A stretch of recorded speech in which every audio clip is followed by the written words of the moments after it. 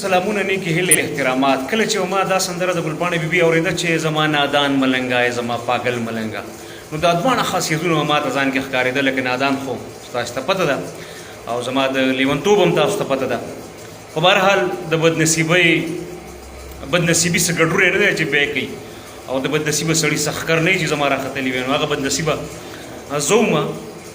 بهرحال رقابت احساس هر چا ته کېږي او دا فطري ده چې ښایسته آواز ښایسته غږ زمونږ په دې پاتې ټولنه کې، په دې پسمانده ټولنه کې دا یو لوی خوب و د هر چا، زما غوندې د هر عاشق دا خوب و چې دغه ارمان دی، یعنی دغه د نکاح دغه نیک عمل ارمان دی، د هغه پوره شي. ونه شوه. په هر حال د خدای شکر پکار دی. خدای دې وکړي چې زمونږ دپاره او زما په شان د نورو ملګرو دپاره څه نوره بهتره لاره چاره راوځي. خو بهرحال مجاهد ملت دپاره دا ډېره د خوشحالۍ خبره ده چې په دې غمجن ماحول کې، په دې بارودي ماحول کې دغه د خوند رنګ خبر مخې له راغی د ګلپاڼې بیبي د نکاح یا کویژن په حوالې سره. دا مجاهد ملت 13 هفته د ملاله یوسفزۍ او متنازعه بیان ځپلی و، بالخصوص هغه خلک چې هغه ډېر زیات زورېدلي وو په هغه بیان باندې. پکار ده چې نن یا سبا یا بل ورځ چې کله دا خبره کنفرم شي، کنفرمیشن حوالې سره زه ضروري خبرې کول غواړم. کله چې دا خبر کنفرم شي نو پکار ده چې کوڅه په کوڅه باندې مونږه جشن ونمانځو یا خوشحالیانې وکړو. او لویه بریا ده مجاهد ملت لوی لاسته راوړنه ده چې د نکاح حوالې سره زموږ مجاهد ملت کومې معنی اخیستې د هغې مایله د بیان نه. نو نن خو هغه معنا مطلب ټیک ټاک د نکاح خبرونه دي، دغې نه راتېرېږم. راځم دې خبرې له چې په دغه خبر کې د کویژن په دې خبره کې حقیقت څومره دی. وایس اف امریکا ډیو ریډیو لیکلي وو چې پرون سهار چې د فاروق فراق صاحب رپورټ و ډېر باخبره خبریال دی. د پښتنو په خاوره د ټولو نه زیات یو څو باخبره خبریالان که دي، نو په هغې کې د فاروق فراق صاحب نوم په سر په 15 یا 7 کسانو کې راځي. دغه رپورټ و ویلي و چې ګلپاڼې د افغانستان د پکتیا ولایت د کمزدران د قبیلې یو ځوان دی، هغه سره کویژن کړې ده. او دا یې هم ویلي و چې په دغه کې د یو سیاسي ګوند فعال مشر په پېښور کې چې دی نو هغه په دغه کې شریک و.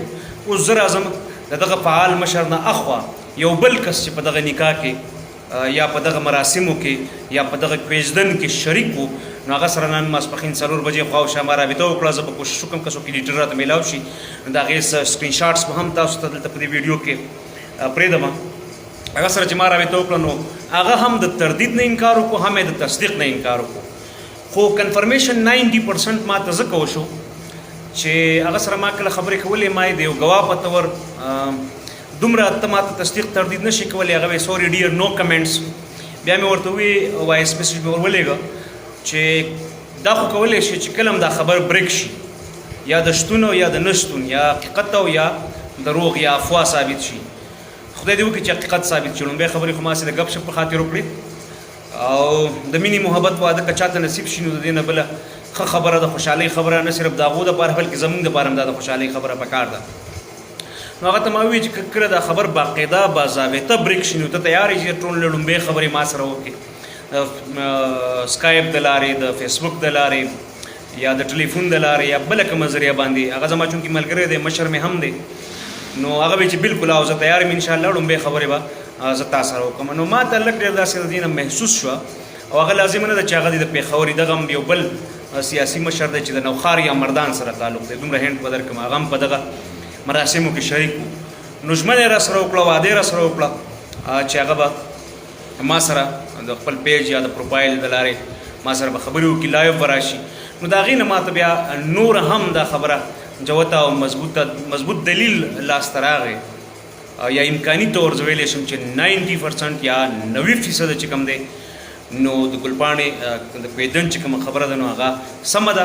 یو خو دا چې د فاروق فراق خبر، بل د دوه مشرانو سره چې هغه ګواهانو زما خبرې کېدل، د دوانو تردید نه کول او تصدیق نه کول، او بله دا ده چې 48 غنټې وشوې تر اوسه پورې نه ګلپاڼې نه د هغې خاندان د دې تردید کړی دی. کله چې داسې هوایي خبرونه خورېږي نو بیا خبریالان د متعلقه پارټي سره رابطه کوي.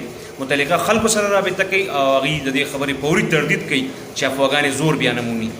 اوس کس څوک دی ځینې بیا دا خبرونه هم په ټویټر باندې او په فیسبوک باندې په سوشل میډیا باندې خپاره دي چې ګنې د وزیرستان دی او زدران نه دی، څوک وزیر دی، مسعود دی، خو زیاتره 90% موږ دا ویلی شو، د 95 په ځای باندې 90% موږ دا ویلی شو چې د فاروق فراق صاحب هغه ړومبی اطلاع چې دا هغه حقایقو ته ډېره نږدې ده. دغه کس د افغانستان د پکتیا اوسېدونکی دی، ځوان دی. بیا په دې کې لږ ډېر بحث گنجایش شته چې ډېر زیات غریب دی کنې په یو فارمیسي کې په یو میډیکل سټور کې مزدوري کوله او هغه ځای نه ورسره د ګلپاڼې افیرز او محبت یا مینه پیدا شوې ده یو بل سره، ظاهره خبره ده. او ځینې بیا دا وایي چې نه دومره هم د لویر کلاس نه دی، باقاعده باضابطه طور د طب سره وابسته دی او ډاکټر دی کنې. نو دغه باندې بیا هر حال باس کیدی شي د چا غربت امارت د مینې په محبت په ودونو کې او په رشتو کې او په تعلق کې په ریلیشنشپس کې هیڅ معنی نه لري. بهرحال دغه لنډه شان خبره وه، ابتدا کې مې هسې طنز مزاح نه کار واخیسته، د هغې دپاره بخښنه غواړم، خو بهرحال خبر مې ضروري ګڼل چې تاسو سره شریکوم. او دا چې کم ملګري کم مشر چې ما سره خبرې شوي دي نو کله هم چې دا خبر تصدیق یا د باقاعده تردید مرحلې ته لاړ شي نو بیا به زه د هغه یو لایو انټرویو کوم لسته منټه او د هغه ټول بیان د هغه ټولې خبرې د دې ایونټ دغه نکاح چې کوم مراسم وو هغې والې سره به ټول جزئیات چې دي هغه ستاسې مخې ته راوړم. خپل کوربه سمیع الله خاطر له اجازت ورکوي د لوی او بخونکي خدای په امان. هر چېرته چې ښاد آباد خوشحاله اوسئ، د ځان خیال ساتئ او د هغه چا خیال ساتئ چې څوک په خپله د ځان خیال نشي ساتلی. کور هم ودان.